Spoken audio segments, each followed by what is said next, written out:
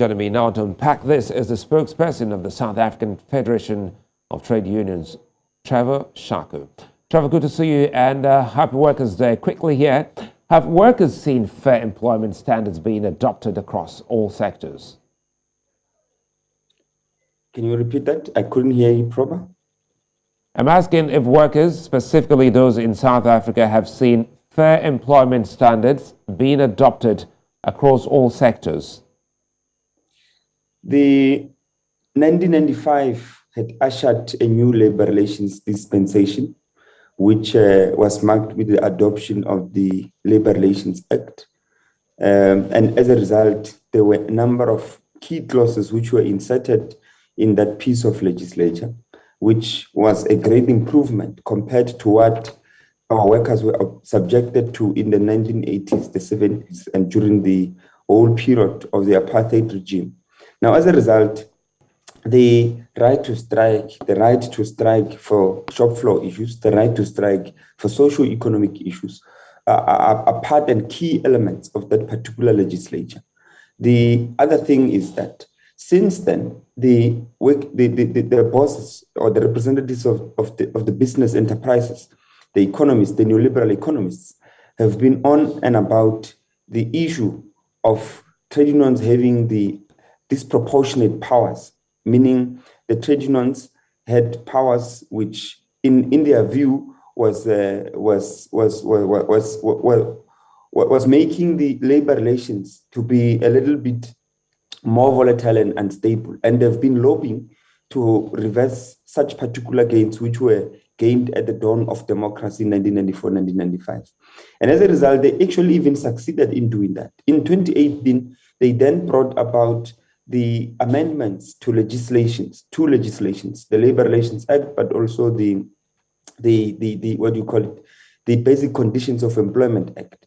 Now, in addition to it, they also introduced a new act, the National Minimum Wage Act, which introduces or sets standards of income for most of the vulnerable sectors and the sectors as a whole. But that minimum wage is actually set at a very low standard at about 23 Rand 60 cent this year. It started at 18 Rand 20 cent in 2018. But now what you have as a result is that these forms of labor amendments which have been introduced have undermined the conditions of work of workers, have also undermined the living standards of workers. For instance, with the national minimum wage, which roughly rounds up to about 4,100, is less compared to the rising costs of living in the country. Our inflation has shot up the roof, and as a result, you have a household grocery estimated at about 4,350.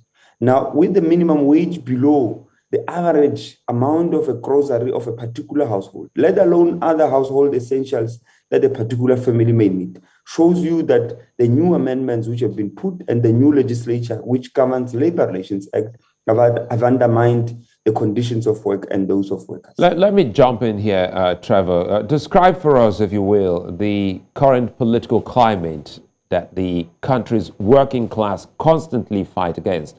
Now, what are the historical issues there? The development, and I think it goes again back to just like the legislature, even the political space and the climate itself can be understood better if one goes a little bit back to 1994, 1995, 1996.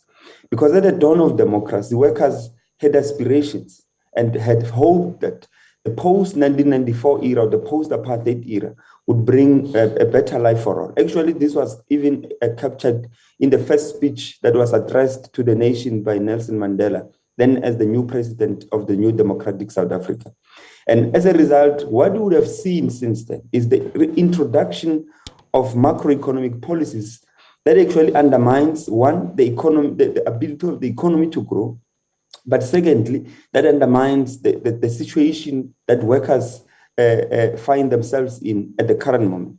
For instance, in 1995, they had signed what they call the National Framework Agreement, setting a precedent to start privatizing some of the state-owned enterprises, starting with Sun Air, Telkom, and them, coming this way. And in 1996, a watershed moment then happened where the RDP, Reconstruction and Development Program, was led off in favor of a neoliberal macroeconomic policy, which was adopted with the advice of the World Bank and the IMF. And we know, as a matter of fact, that these institutions have not worked well for the masses of Africa as a whole. The working class of Africa have suffered at the hands of the policy positions and the policy path and trajectories which have been adopted by our government as a result of these particular global institutions of neoliberalism. Now, you have that particular program. Allow me to jump in here. Apologies for butting in quickly. We're just trying to see how much we can actually take before we let you off. You know, South Africa is in the news, and just because the workers have categorically said to the president, "You're not welcome here." What does this say about the reality of the relationship between the country's government and the workers? The government, like I said, has adopted a neoliberal path which undermines workers' conditions. They have, as a result of the continuation of what I was just mentioning in the previous question, they have now adopted what they call a fiscal consolidation. A fiscal consolidation is adopted with the advice of these neoliberal economists in government, saying government must cut its expenditure on social goods and services. And as a result, that has resulted in the cutting of the public sector wage bill, which is leading to job losses and headcount reductions throughout the departments. As a result, also schools, hospitals, and clinics do not have proper infrastructure and working equipment.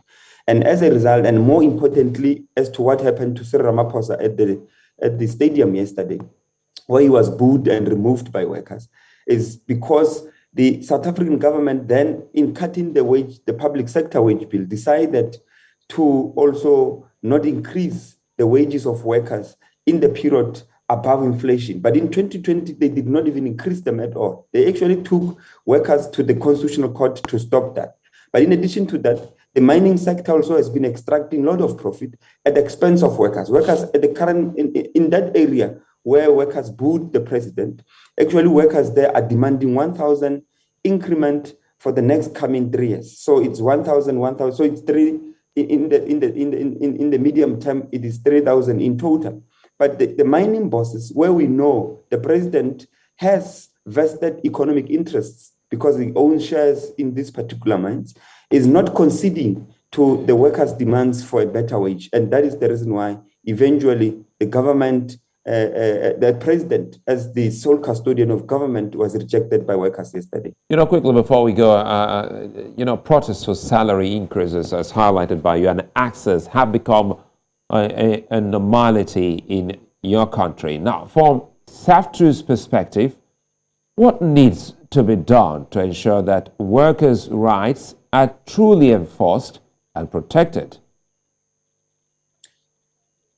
Ours is a revolutionary cause. We think that there ought to be radical solutions to the conditions that are faced by the working class in South Africa. One is that the economic structure itself must be changed.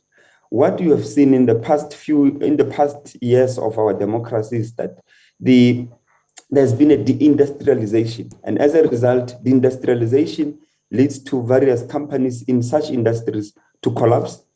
And as a result, workers have lost their jobs. So we are calling on government to reindustrialize. Our textile industry has collapsed and our metal industry is collapsing. Most of these industries are collapsing, including the fact that austerity measures, which are leading to budget cuts, are also leading government to divest from its state-owned enterprises. Others are in the process of being privatized. Others have been privatized.